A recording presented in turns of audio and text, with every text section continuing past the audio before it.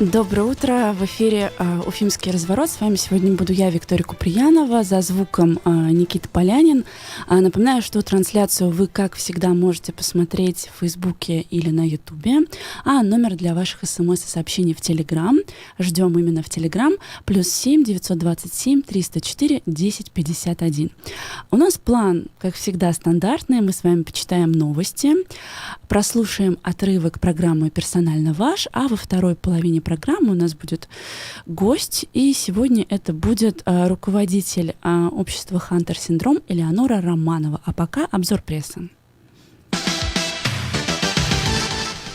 Наверное, все-таки самый важный материал за минувший день — это эксклюзив медиакур сети, интервью Сыртлановой. Напомним, если вдруг кто забыл, а забыть о таком практически невозможно, это бывший главврач Уфимской РКБ.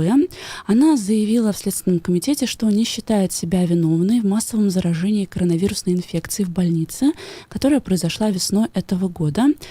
В распоряжении редакции медиакур сети оказалась копия постановления об отказе в возбуждении уголовного дела по заявлению Юлии Латыповой, которая требовала привлечь к ответственности руководство РКБ имени Куватова. Напомним, что поводом для такого заявления стала смерть брата Юлии, который в конце марта-начале апреля проходил в РКБ плановое лечение по поводу диабета, а так случилось, что ему была поставлена внебольничная пневмония, вроде бы как, а в итоге и вся семья считает, что все-таки это был коронавирус. 11 апреля он скончался. Напомним, доследственная проверка следкома по факту массового заражения в РКБ началась еще в апреле, а чуть позже в следком стали поступать заявления от родственников как минимум 3 пациентов, которые скончались после планового лечения. Что здесь интересного в материале? Он длинный, большой, конечно, ему стоит посвятить время. В объяснениях Сыртлановой частично подтверждается информация о том, что, обладая информацией о заражении коронавирусом одной из пожилых пациенток, сотрудники больницы каждый вечер уезжали домой после службы. Продолжалась также и выписка пациентов, а также прием больных на плановое лечение вплоть до 7 апреля. Мы с вами прекрасно понимаем, что 7 апреля уже мы находились на изоляции, и все уже было известно. Цитата. Из объяснений Сыртлановой следует, что первый случай инфекции был выявлен у пациента Нургалиевой, о которой мы говорили сейчас.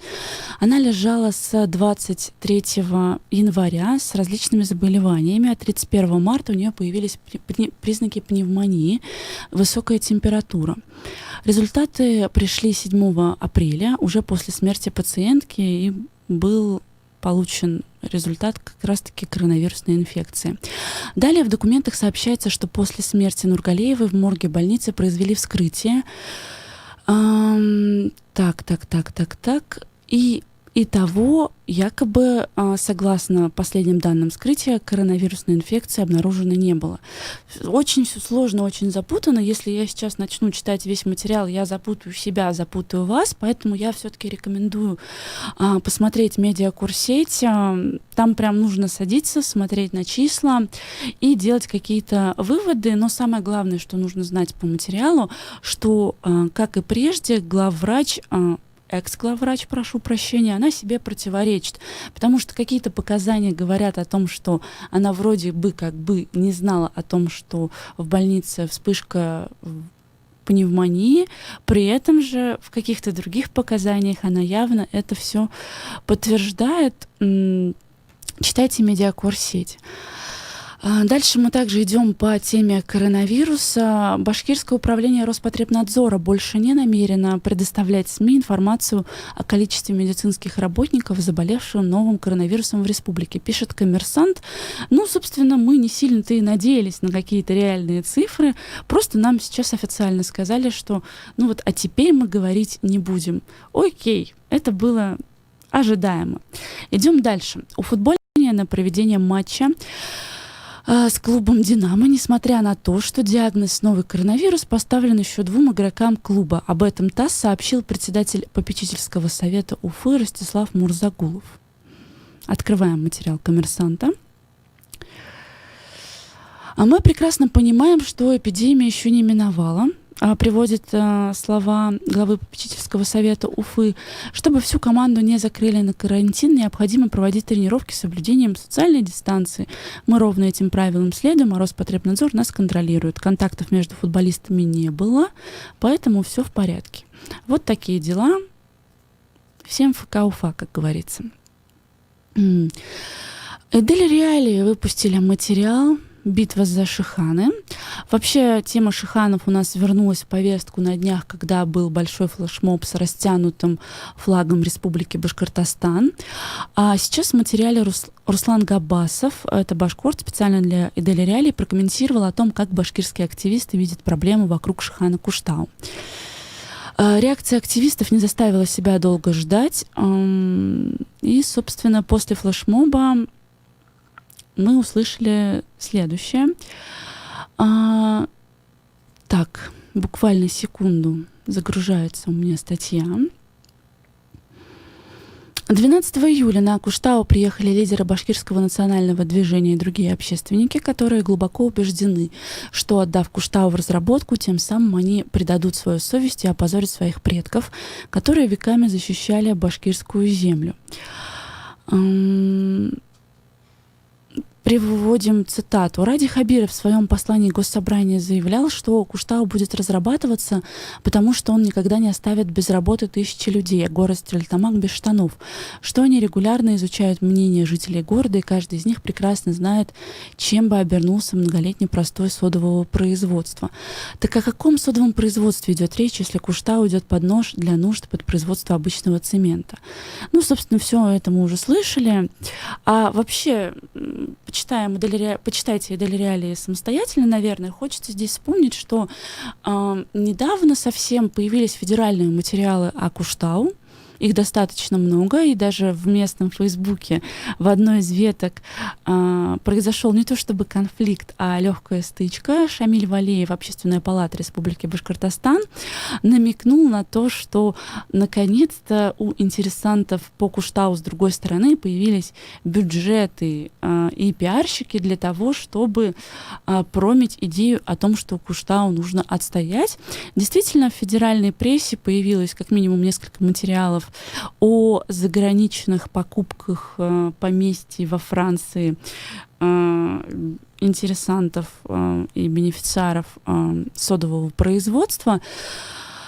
Что мы сейчас видим по итогу? Мы видим по итогу, что, как всегда, все превращается в борьбу элит с одной стороны, с другой стороны, а простой народ, который растягивает флаг Республики Башкортостан, как всегда, остается неудел.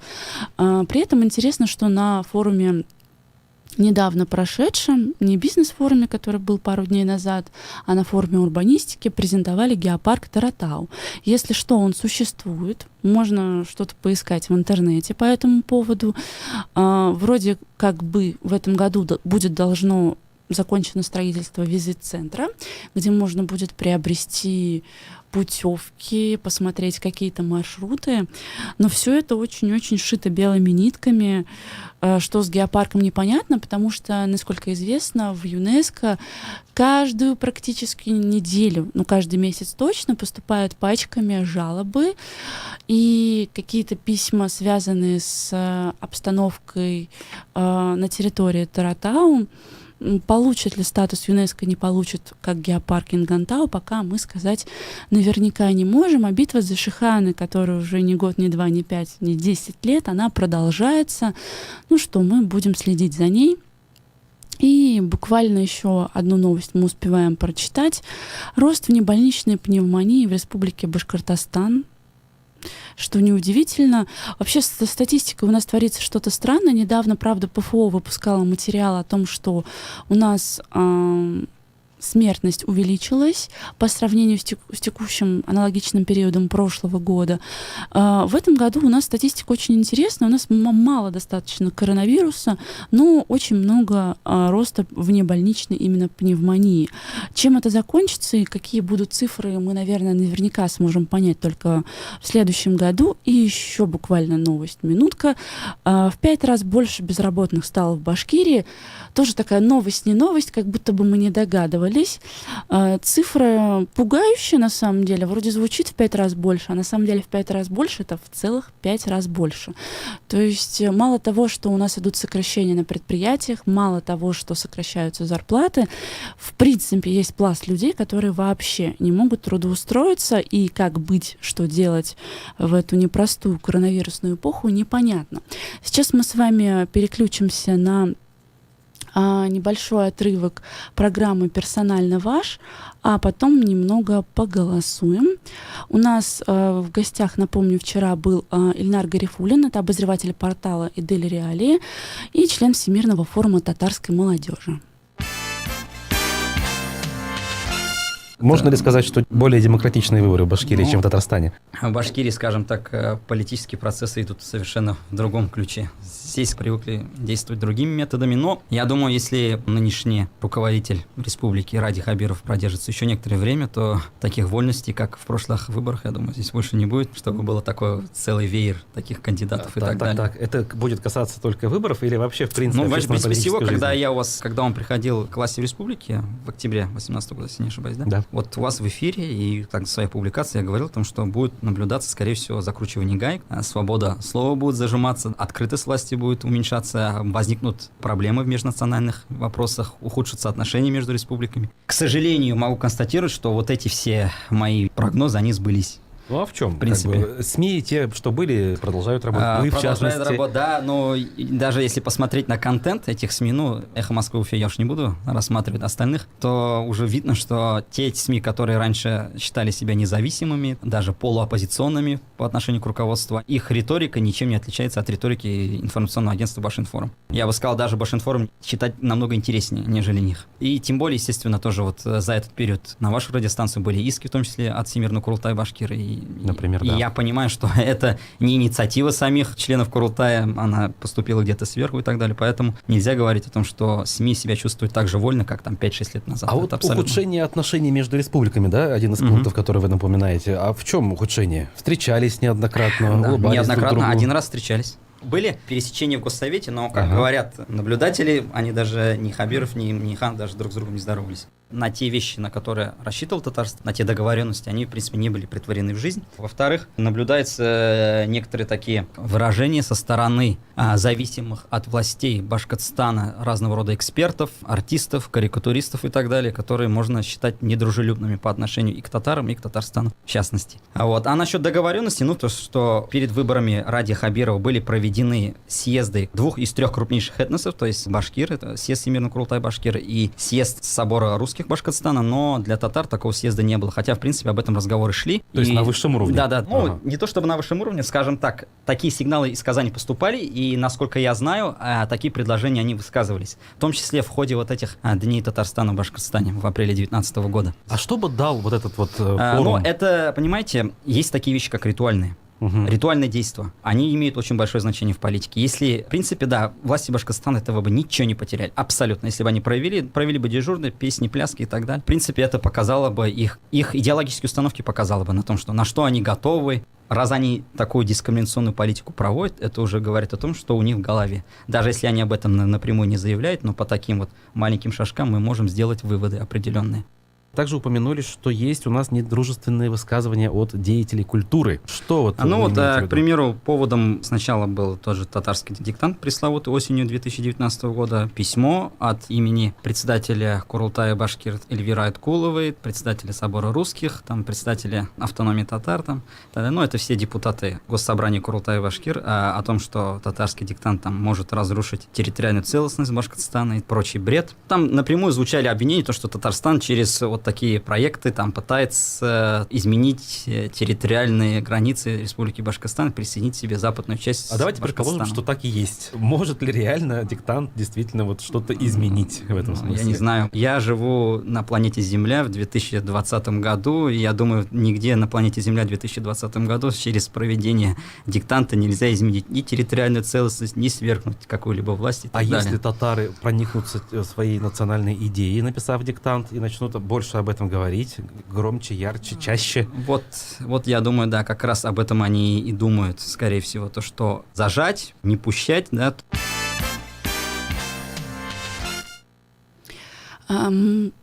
Мы с вами немножечко прослушали фрагмент программы «Персонально ваш». Напомню, что в гостях был Ильнар Гарифуллин, это обозреватель портала «Идель Реалии».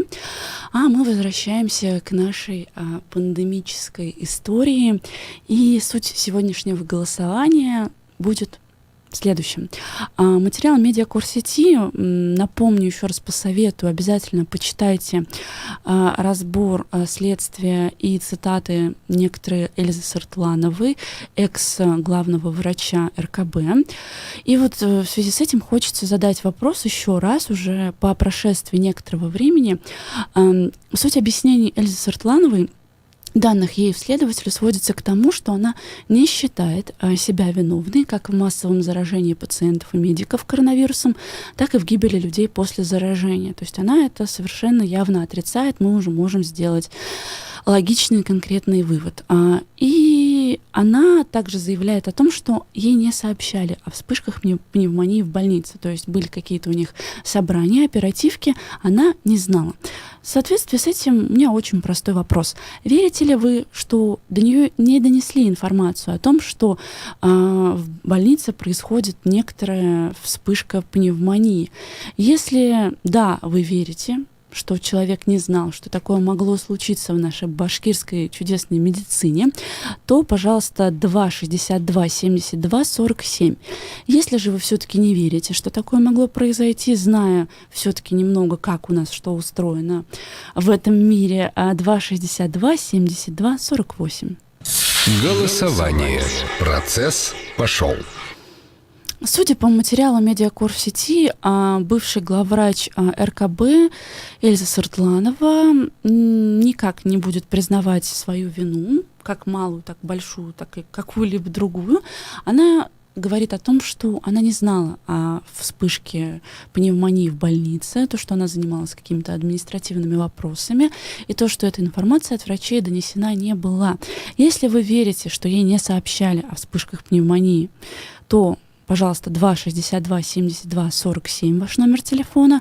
Если же все-таки такая информация кажется неправдоподобной, нереальной, вы в это не верите, 262-72-48. И здесь немножко хочется вернуться в нашу повестку, связанную с коронавирусом. У нас станет меньше лабораторий, которые делают тесты на коронавирус. Как стало известно «Коммерсанту», в региональном управлении Роспотребнадзора сообщили, что после жалоб посетителей на разрешение на проведение анализа разрешение было отозвано у лабораторий ЛОРАК, или ЛАРАК, прошу прощения, точно не могу сказать, как правильно ставится ударение, и инвитро.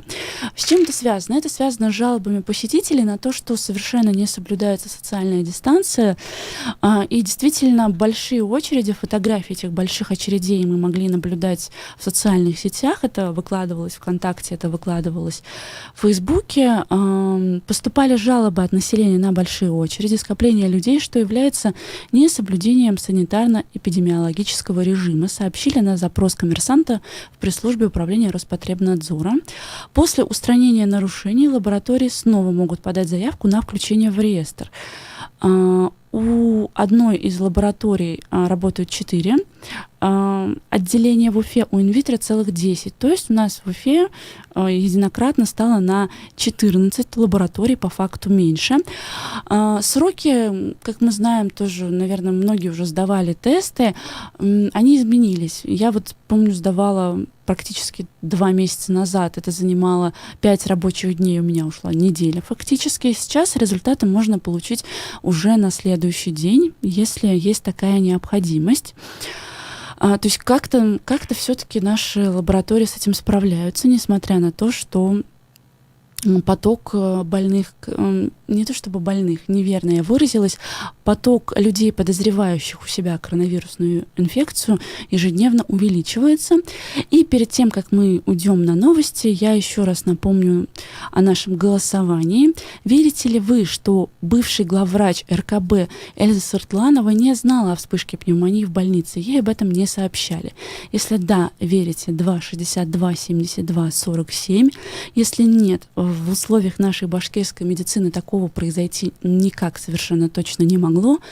Номер телефона 262-72-48. Результаты мы с вами подведем после того, как мы послушаем новости.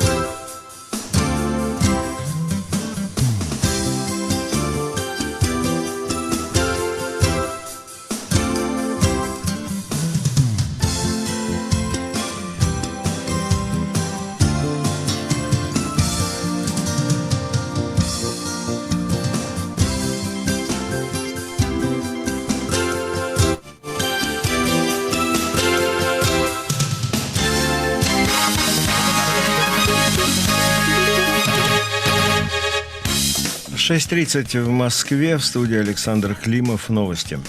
В центре Москвы на акции против поправок Конституции задержаны десятки людей. По данным полиции, 132 человека. Проект ОВД «Инфо» сообщает о 147 задержанных.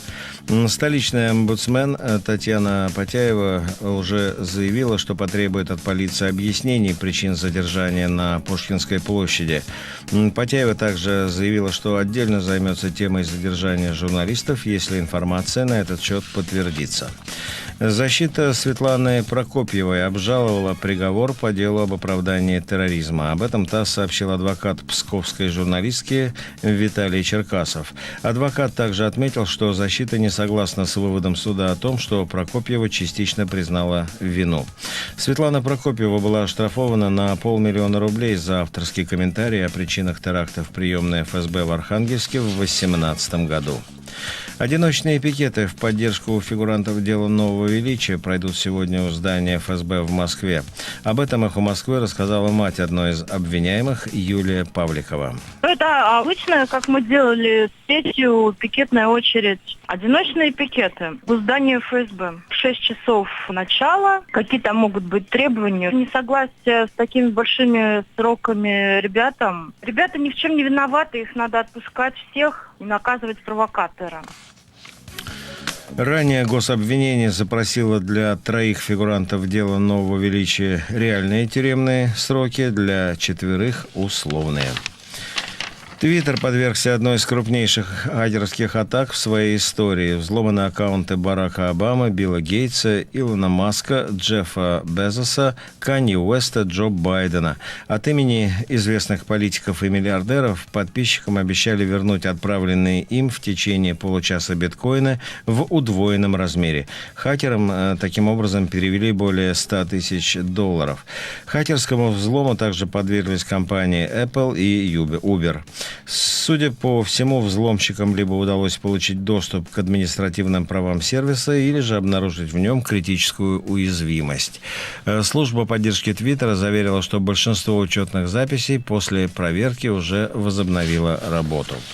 Самолет-разведчик разбился на востоке Турции. Как передает агентство Анадолу, погибли 7 человек, включая 2 пилотов. О причинах катастрофы не сообщается. Обломки самолета были обнаружены в горах на западе провинции Ван на высоте более 2000 метров.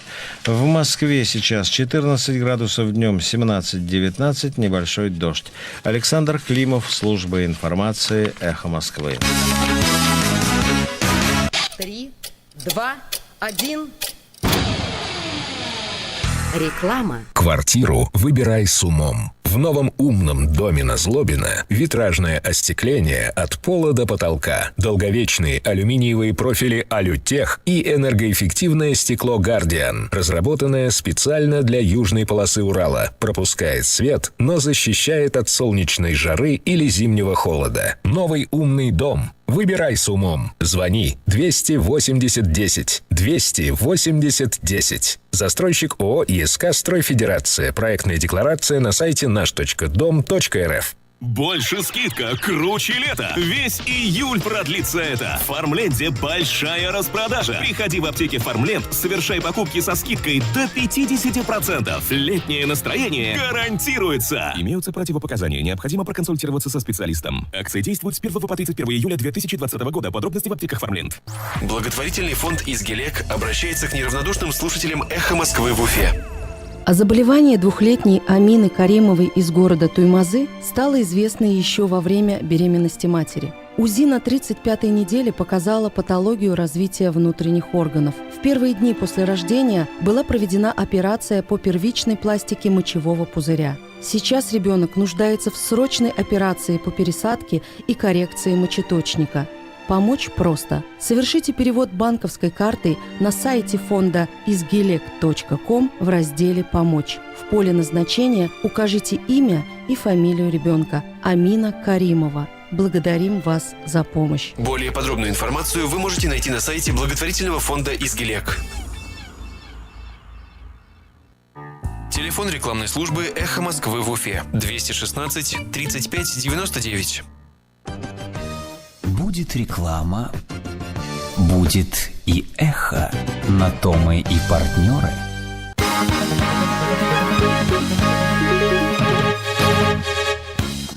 На «Эхе Москвы» в Уфе новости. У микрофона Юлия Сафина. Здравствуйте. Роспотребнадзор отказался предоставлять данные о числе медработников, заболевших коронавирусом в республике. Региональное управление заявило «Коммерсанту», что с некоторых пор эта информация является исключительно прерогативой Минздрава Башкирии.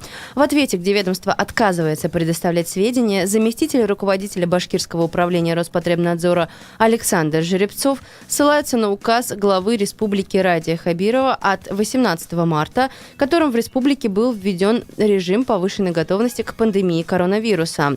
Согласно указу, отмечает Жеребцов, цитата, «предоставление достоверной информации по вопросам новой коронавирусной инфекции возложено на Министерство здравоохранения Республики Башкортостан». Конец цитаты.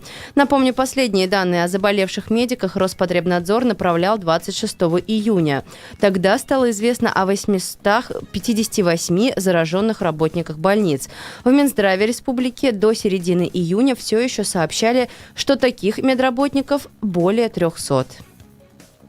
Врачам одной из больниц Башкирии запретили посещать общественные места. Как сообщает портал про Уфу, в Федоровской центральной районной больнице обязали медперсонал не посещать общественные места. В документе уточняется, что они должны перемещаться только домой и на работу. Документ за подписью главы администрации Венера Насреддинова имеется в распоряжении редакции портала.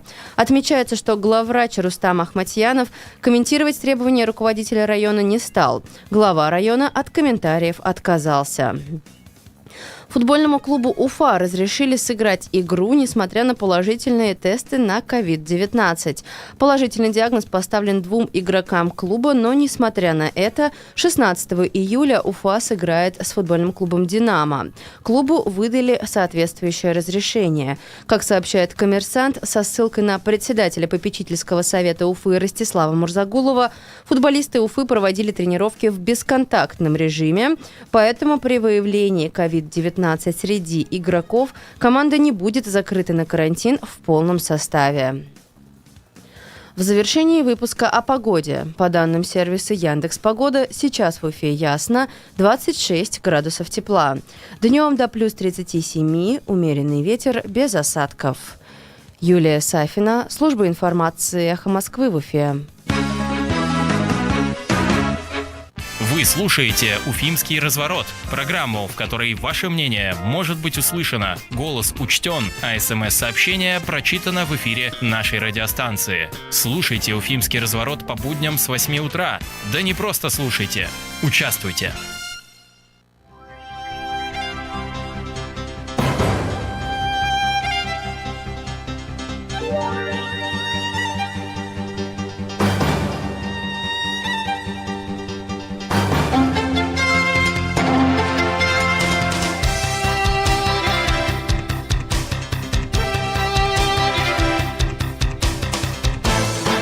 Мы Мы с вами возвращаемся в эфир «Уфимского разворота». В студии сегодня я, Вика Куприянова, за звукорежиссерским пультом Никита Полянин. Мы с вами в первой половине программы проголосовали. Как я люблю такие голосования. 100% результат. Получается, ни один слушатель «Эхо» не верит в то, что экс-главврач РКБ Эльза Сыртланова не знала о вспышке пневмонии в больнице, а по ее показаниям Следственному комитету она не знала. Ну что, мы продолжим следить за этой ситуацией, а пока представлю гостью нашу сегодняшнюю. Это руководитель благотворительной организации «Хантер Синдром» Элеонора Романова. Элеонора, здравствуйте. Доброе утро. Ну, тема у нас будет, конечно, непростая, она никогда не бывает простой, потому что, сколько мы вас знаем, вы всегда боретесь с чем-то, боретесь с системой, боретесь с Минздравом. Хочется спросить, что вообще сейчас происходит в вашей благотворительной организации и какое направление приоритетное, то есть чем вы сейчас занимаетесь? В данный момент мы помогаем пациентам, имеющим диагноз спинально-мышечная атрофия. Мы с вами буквально немного до эфира поговорили об этом. Вы сказали о том, что в республике сейчас около 50 человек нуждаются в лечении по этому диагнозу, и что лечение просто безумных денег стоит. То есть на одного человека это 48 миллионов рублей. Это действительно так? Да, это так, но в ближайшее время будет зарегистрирован еще один лекарственный препарат, который будет, я думаю, что намного дешевле стоить. А с чем связано такое совершенно сумасшедшее ценообразование? Почему Дело так дорого? в том, что это оригинальные препараты, и разработка таких препаратов, конечно, обходится очень недешево.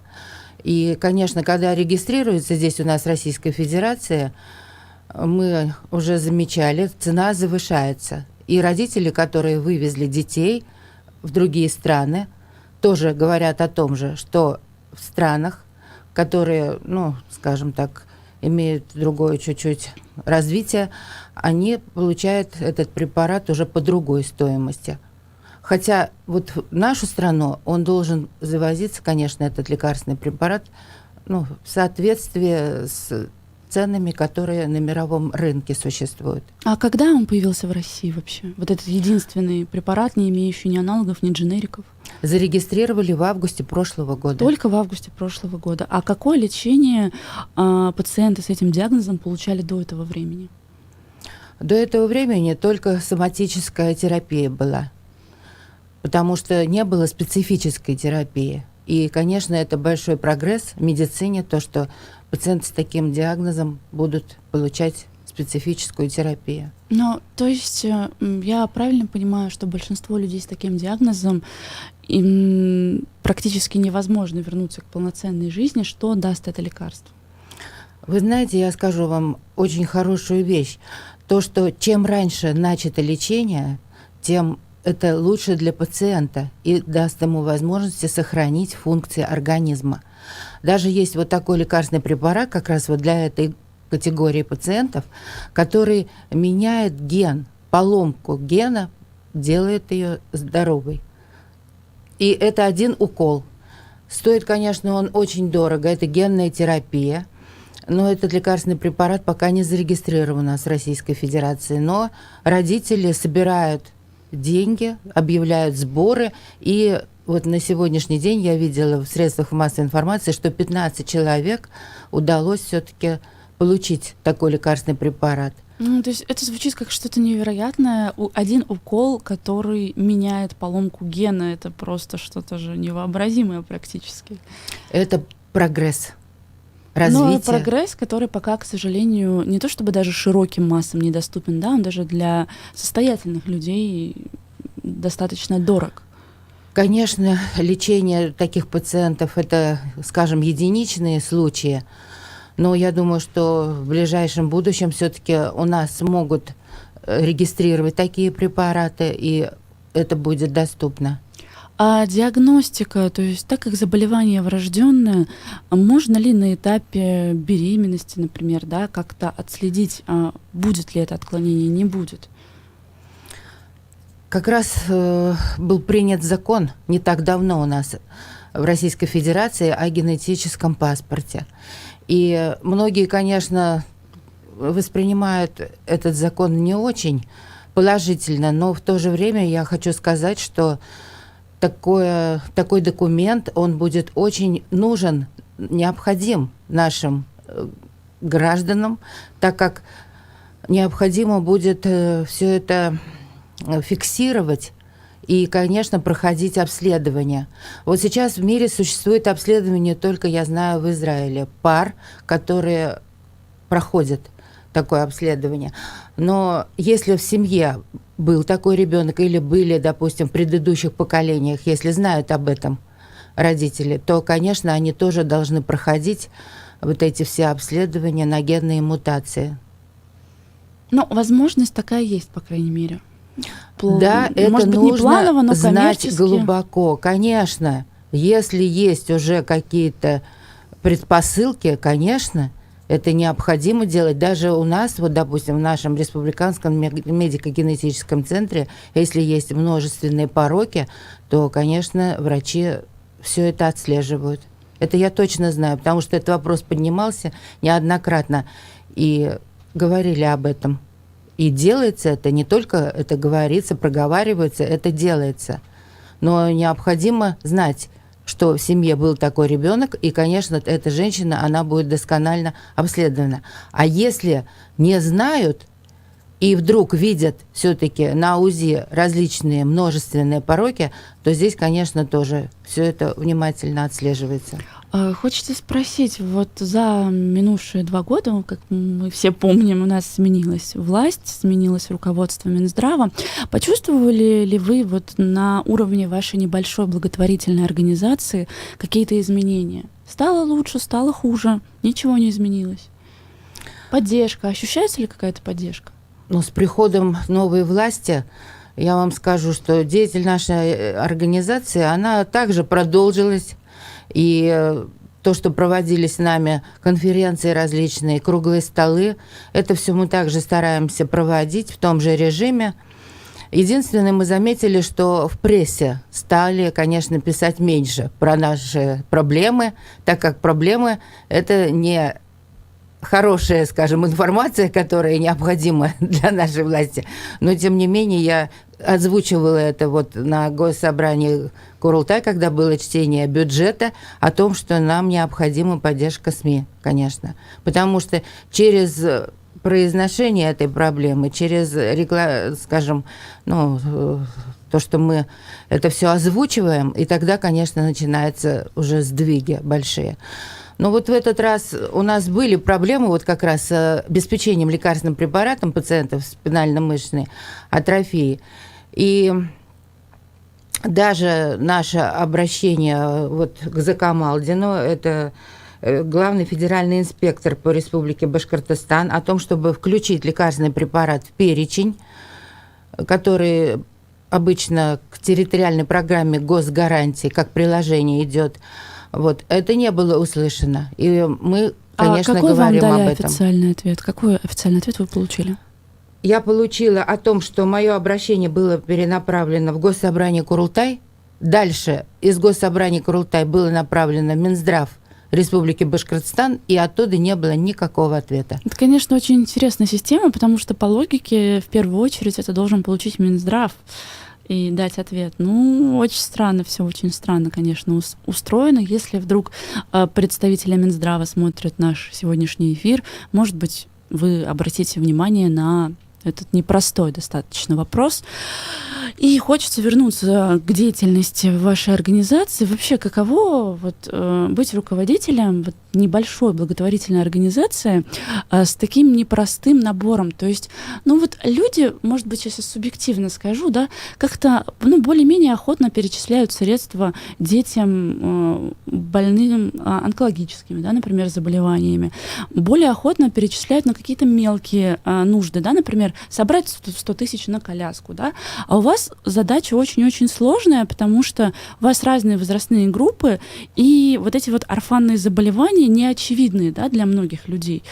Как вообще вы выстраиваете свою работу? Просто это, непросто? С какими проблемами вы сталкиваетесь? Выстроить работу очень непросто. Дело в том, что кто обращается в нашу организацию, из этих пациентов мы формируем группы. Вот сейчас у нас сформирована группа по мукополисахаридозам. Туда входят 1, 2, 6 тип. И одна девочка есть с 3 типом. Дальше к нам обратилось большое количество пациентов первичный иммунодефицит. Это тоже орфанное заболевание. Когда мы проводили как раз круглый стол в библиотеке Заки Валиди, вышла такая большая группа, и мы им помогли, конечно, в том, чтобы эти люди получали свою специфическую терапию, и они как раз этого и достигли. Дальше к нам вышли еще люди вот со спинально-мышечной атрофией. Это когда... недавно, да, появились они у вас? Да, это только эти люди это выходят, связано когда... с тем, что в августе появилось необходимо, лекарство? да, лечение, и они начинают... Либо это перебой. Вот, допустим, группа легочной артериальной гипертензии, она вышла в 2017 году, когда был перебой с их лекарственными препаратами. Он наладился. Конечно, Всё. да, терапия, это тоже, она стала доступна для этих людей, несмотря на то, что очень много было противостояний, но тем не менее мы смогли все-таки главного внештатного кардиолога убедить в том, что внимание к этим больным тоже необходимо проявлять. И сейчас у нас очень нормальные отношения, хороший диалог. Вот даже недавно Ирина Евгеньевна написала о том, что, пожалуйста, Элеонора Анатольевна, по поводу пациента, который получает тоже там лекарственный препарат один при тромбозе глубоких вен, который к нам обратился, она сказала, что мы обязательно примем, обследуем и все внимательно посмотрим. Ну, то есть все-таки какие-то сдвиги за последнее время, очевидно, они ощущаются, правильно? То есть какие-то диалоги выстраиваются. Выстраиваются, но я не скажу, что очень просто это делается, конечно. Вот у нас было очень неплохое отношение, скажем, с Минздравом республики, с замминистра Ириной Кононовой. Но в один момент, когда постоянно пациенты получали отказы в обеспечении как раз вот лекарственным препаратом Спинраза, несмотря на то, что он был зарегистрирован, шли отписки о том, что препарат не включен в перечень. А что мешало и мешает до сегодняшнего дня Минздраву и территориальному фонду обязательного медстрахования включить этот лекарственный препарат? Несмотря на то, что программа... бюджета на это нет? Смотрите, мы заявляли об этом, когда были чтения бюджета, как раз о том, что необходимо для этих групп предусмотреть средства на эту категорию. Когда есть обращение, все-таки власти должны реагировать и предусматривать средства, потому что мы знаем, сбор, например, налогов у нас в республике где-то 400 миллиардов в год. 200 миллиардов примерно оставляет республика себе, а 200 перечисляет федеральный центр. Поэтому они, видя о том, что есть такие пациенты, могут предусмотреть, что вот такая-то сумма останется в республике, и расписать о том, что да, мы эти деньги оставляем в республике для обеспечения лечения вот таких-то пациентов. Бюджет уже зафиксирован, и поэтому, соответственно, получить средства из бюджета не получится. Это логично. На тот момент, сколько пациентов было зафиксировано и имели назначение уже, мы как раз это озвучили. Конечно, для других пациентов, которые более позже уже получат назначение, они могут это в течение года уже все обосновать и расписать, и внести корректировку в территориальную программу госгарантий. Это все возможно делать. А сроки? Так ли это быстро? Ну, вы знаете, каждый месяц проходит заседание, там общественные советы. Раз в месяц можно ситуацию как-то повернуть в ту или иную сторону. Конечно. Месяц, это 2-3, это все-таки терпимые сроки, это не десятилетия. Скажите, пожалуйста, в ближайшее время вы также продолжите заниматься вот как раз-таки орфанными заболеваниями, или все-таки у вас еще есть какие-то направления? Вы знаете, мы не отказываем тем пациентам, которые к нам обращаются. То есть даже если это не есть основной профиль, да? Ну, дело вот в чем. Значит, например, обратился пациент у нас с хронической почечной болезнью. И естественно, мы перенаправляем в ту организацию, которая занимается этой проблемой. И также подключали, вот даже у нас был случай, Министерство здравоохранения. Это участвовала замминистра Ирина Кононова. Вот. И потом вот мы видим, после того, как уже прошел какой-то этап, период, пациент стал получать гемодиализ, он перешел на такую процедуру. Родственники говорят о том, что можно было бы лечение проводить и без гемодиализа. Здесь вот уже спорный какой-то вопрос. И у меня, например, конечно, сейчас есть этот вопрос, он открытый. Вчера вот я написала, пообщалась с руководителем Нефролига. У нас есть такая организация, о том, чтобы он подключился к решению этого вопроса, потому что пациентам необходимо объяснять, почему же все-таки его перевели на гемодиализ, потому что родственники недопонимают. Они считают, что не было выполнено качественно какое-то там медицинское мероприятие, и я считаю, это нужно доводить обязательно и объяснять пациентам, верно ли было это сделано, или можно было бы какой-то период времени еще пациента все-таки вести без этого диализа. Вы как благотворительная организация несете какую-то ответственность за вот такие истории, за такие решения, или же вы выступаете только как коммуникатор, да, между больным, пациентом, Минздравом, или все-таки? Организация, я считаю, несет ответственность в плане того, чтобы она не передавала персональные данные. Если люди к нам обратились, они заполняют заявление, заполняют согласие о персональных данных. И мы, конечно, вот указываем обязательно, что если мы, допустим, видим, что мы должны передать какую-то информацию в другую организацию, мы это должны согласовывать с пациентом. И пациент дает либо согласие на это, либо он не дает. Вот этот момент вот очень многие организации не учитывают и просто передают эти персональные данные от одной организации в другую. Вот это нужно обязательно отслеживать, потому что это нарушение закона. И причем это серьезно, 137-я статья Уголовного кодекса. Скажите, пожалуйста, а сколько в данный момент людей так или иначе рассчитывают на вашу помощь? Скажем проще, сколько людей передали вам свои персональные данные? Где-то около 200 человек. 200 человек. Это вот за... Это группы, берем вот по группам, да, за тот период, то, что мы работаем. Но дело в том, что мы не могли полноценно работать до 2016 года, так как у меня был ребенок, инвалид, с мукополисахаридозом. Собственно, с этого и началась история вся. Да, поэтому мы выполняли, какую-то свою часть вот по мукополисахаридозам. То, что мы и знали, это заболевание. Здесь у нас в республике было достаточное количество этих пациентов, и они тоже требовали очень большого внимания. Поэтому мы занимались этой группой. Тем более и не было тогда еще внесения в федеральную программу этого заболевания. Там были и перебои в 16-м, 17-м, 18-м подряд, несмотря на то, что было судебное решение об обеспечении этих пациентов. Затем вот в 2017 году мы возбудили уголовное дело по статье 293, часть 1, это статья «Халатность», так как пациенты, которые получали терапию в 2009-2010 годах, прекратили ее получать по причине того, что не было средств в бюджете. Такие были обоснования. Но по законодательству это не является причиной, чтобы можно было отменять специфическую терапию. Вот сейчас как раз очень серьезный момент. Если люди начинают получать такое серьезное лечение, то перерывы и перебои, конечно, они вообще очень негативно влияют на состояние здоровья. А они неизбежно появляются, естественно. Но вот этого не должно быть. То, что медицинское сообщество должно понимать о том, что перебой такого серьезного препарата, получение такого, это приводит к вообще негативным последствиям. И то, что было достигнуто ранее лечением, то, что деньги огромные были вложены, оно просто сводится к нулю. И начинаются различные расстройства функции организма.